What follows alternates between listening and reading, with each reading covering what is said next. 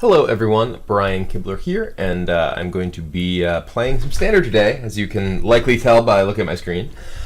This week I'm going to be playing with a green-white collected company deck. I've actually talked a bit about how I thought this was a strong direction to take the sort of green-white shell of Den Protector, Deathmist Raptor, Fleeceman, Lion, Remokus Command, etc., particularly given the popularity of Esper Dragons currently, and it was interesting to see that Craig Wescoe made top 8 at Grand Prix Toronto this weekend with a deck quite similar to that which I had been sort of tinkering with myself. So I'm going to be playing a deck that's very, very close to Craig's deck from the Grand Prix.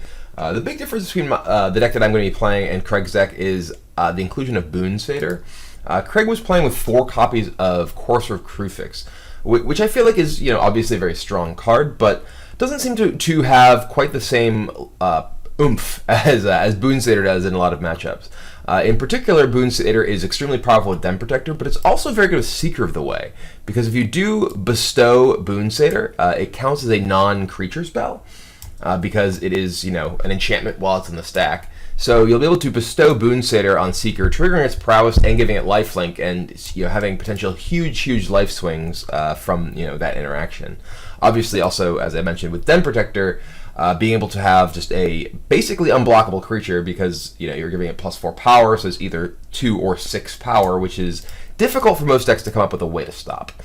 I went with otherwise a creature base, pretty much the same as Craig was playing.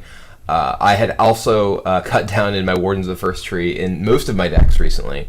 I like the one Warden, and I actually also agree with the 3 copies of Elvish Mystic as opposed to 4 in this deck. You don't have a ton that you're actually ramping into.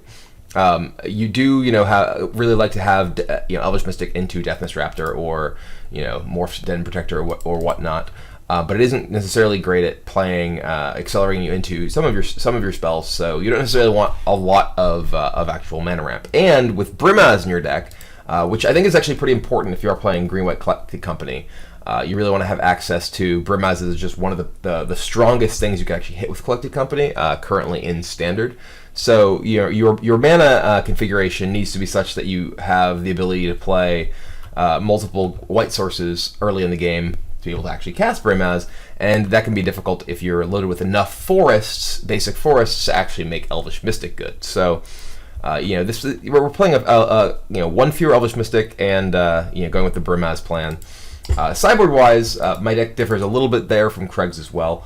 I do like that he played the full 4 copies of Windstorm, which is obviously very strong against the green-red dragon decks, but in particular lines up very well against the card Hornet's Nest, because you can actually clear out all of the bees that it creates, or hornets, or whatever that it creates, and be able to actually keep attacking.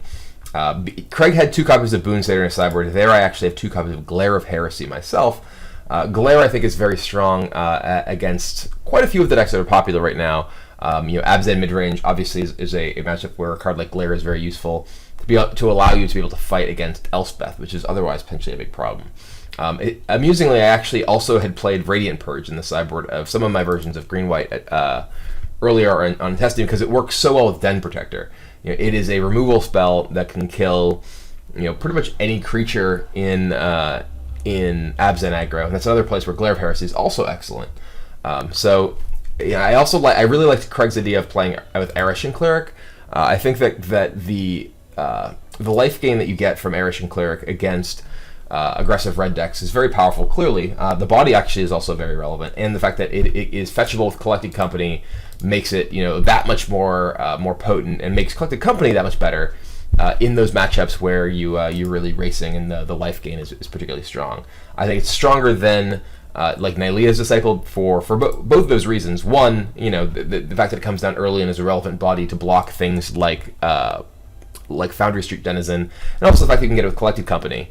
But even beyond that, the fact that it comes down at a point in the curve that your opponent isn't likely to be able to just cast a Tarkus command and nullify the life gain means that you're more likely to actually be able to keep out of range of their burn spells. So anyway, we're gonna give this deck a shot. I definitely the sort of deck that I like, and I I think that it is, potentially quite well positioned right now in standard. So let's go on and jump into some cues and see how we do.